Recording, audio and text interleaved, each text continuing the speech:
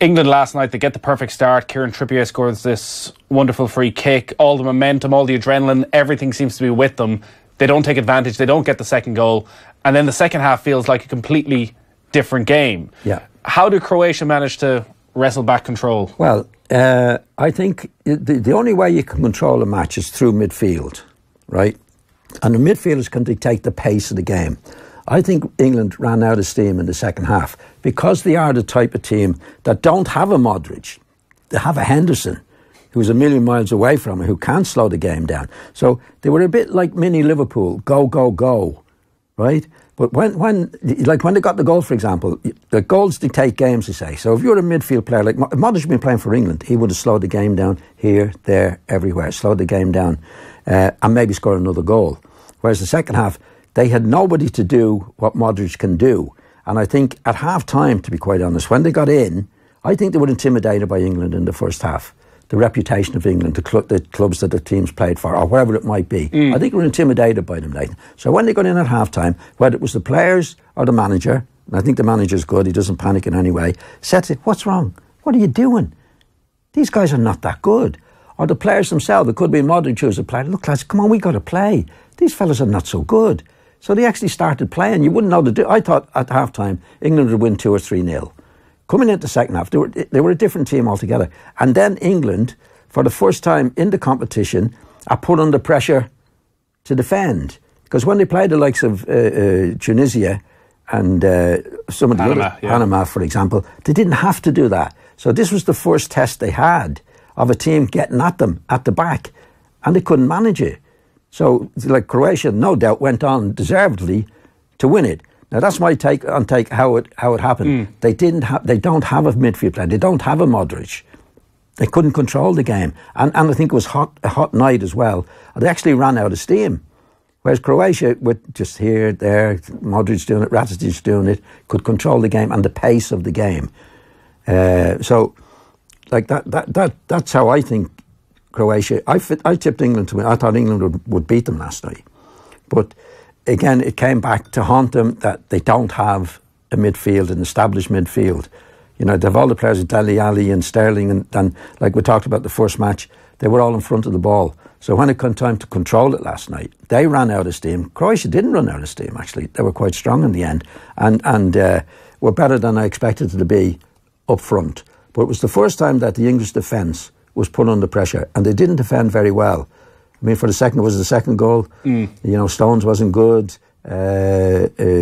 Walker wasn't good for the first goal. It's the first time they've been put under pressure, though, Nathan. You know, they got a great draw, and they got a good bit of luck along the way. Now, obviously, they had to do their stuff. Yeah. But they didn't really play. They definitely didn't play anybody. I mean, they got Sweden, they got Colombia, they went on to penalties, we know. Sweden were hopeless. So they got a good run into that side of the draw until they came up against a bit of competition. I think Croatia were intimidated and then got a grip of the game and went on to deservedly win it. So a few things on that there. So the first half, and so much of the talk ahead of the game was about Luka Modric and whether England can somehow find a way of stopping Modric running the show.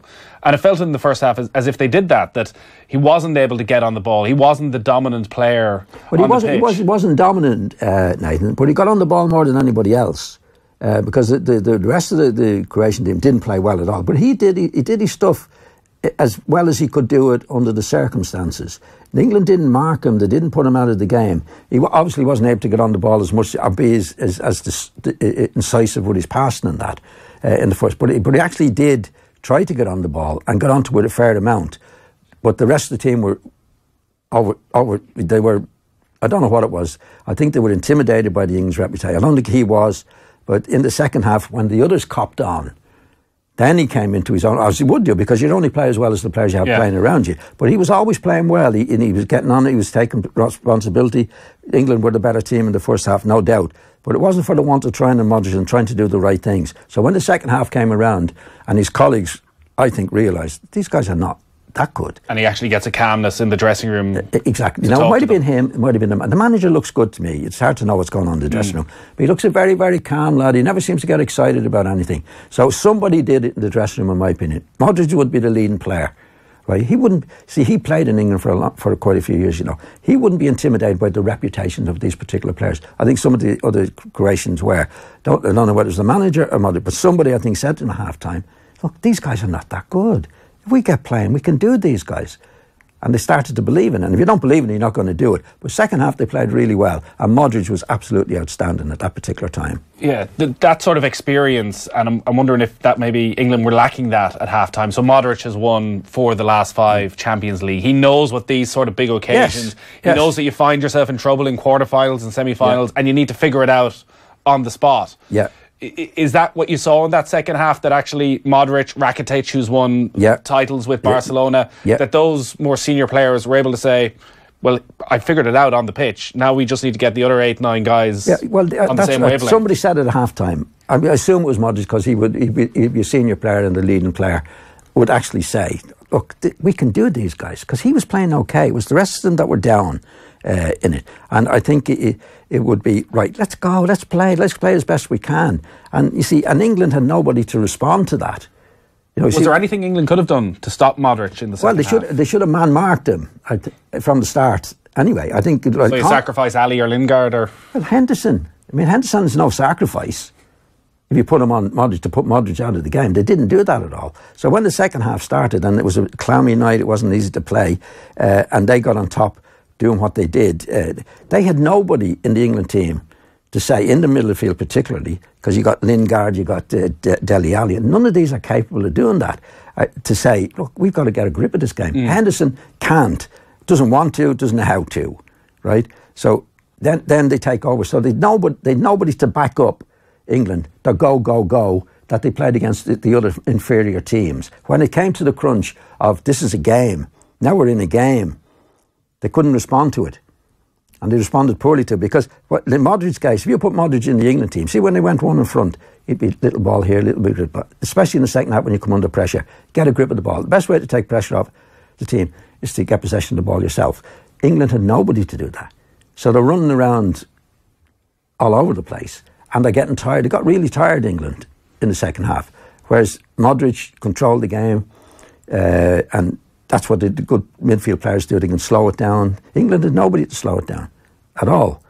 Did they have anybody in the squad capable of slowing it down? No.